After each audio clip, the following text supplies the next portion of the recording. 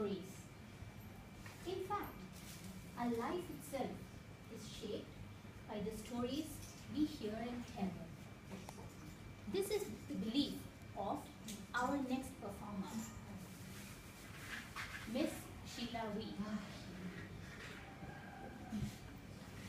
And today, I am delighted to introduce Sheila to you, my dear parents, teachers, and my dear children. Sheila believes that our life itself is an ever unfolding story.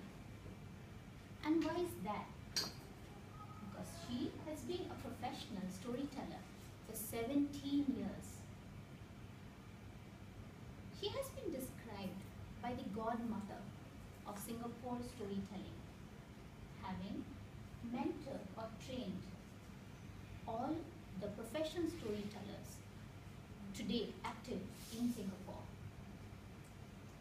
She co-founded Singapore's first storytelling association and its first professional storytelling company called Storywise, which she still runs very passionately.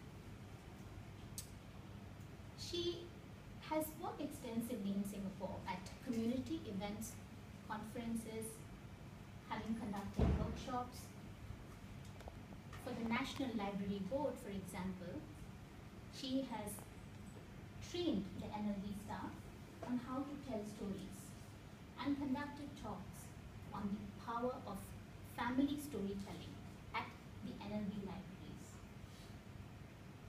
For the National Heritage Board, she has conducted workshops at the Asian Civilization Museum, for example, which is the photo up there. She has spoken in many festivals in Singapore, which is the ACE Festival put up there. At last year's SG50 celebrations, she conceptualized many storytelling performances across the nation.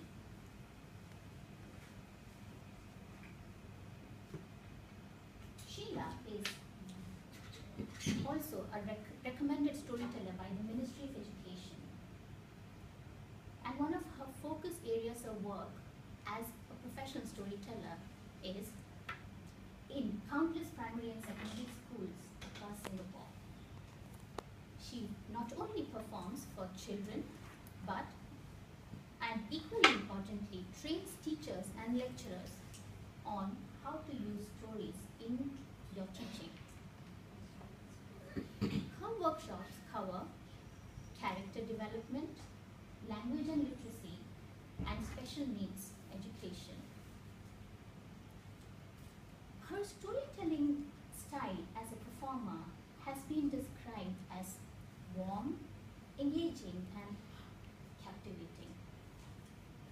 And she is, through all of her years of experience, very adept at varying her storytelling style according to her audience, be it adults, teens, or children.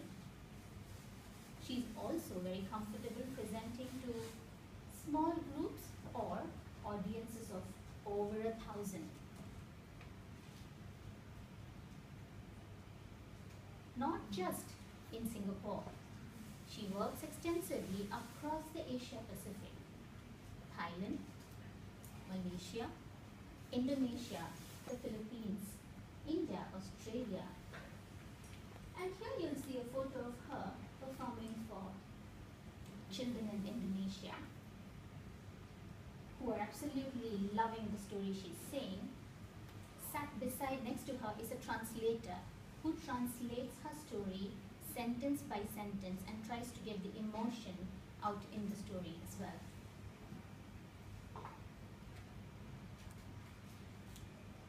When I asked Sheila what are her thoughts on telling stories to children, she believes that children who are exposed to stories are more likely to have higher order thinking skills. Stories, she says, help build connections in the brain, it helps build intellect, and also helps build problem solving. In fact, how do we teach our children to resolve conflicts? Through stories. And on that note, let me tell you a story that I once heard from Sheila. This is a story about two little goats who stayed on two little hills.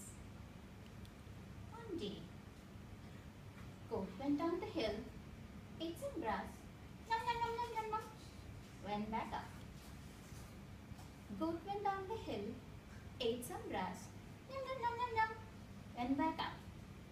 Now, in between the two hills was a river, and on the river was a bridge. The two goats one day were very hungry.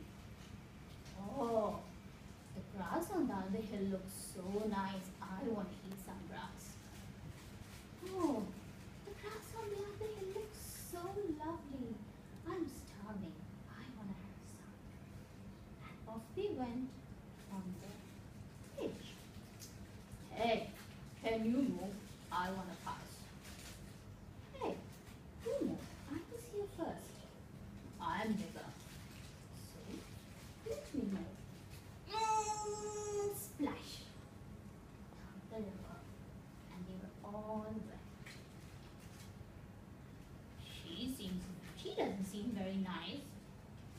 She doesn't seem very friendly. Off they went.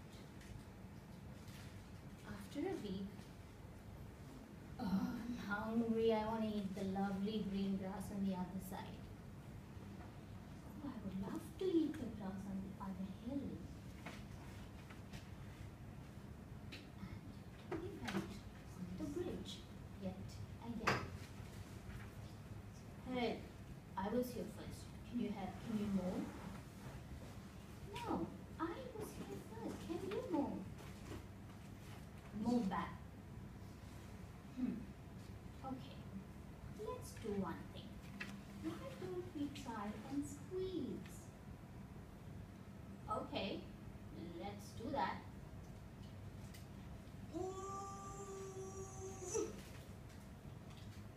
Off he went. Oh, she seems a bit nice. I think she's a bit friendly.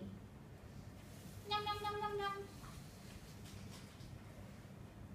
I loved telling this story to my 4-year-old daughter, and she loved listening to it, saying, "Mommy, Mommy, can you tell me the story again?"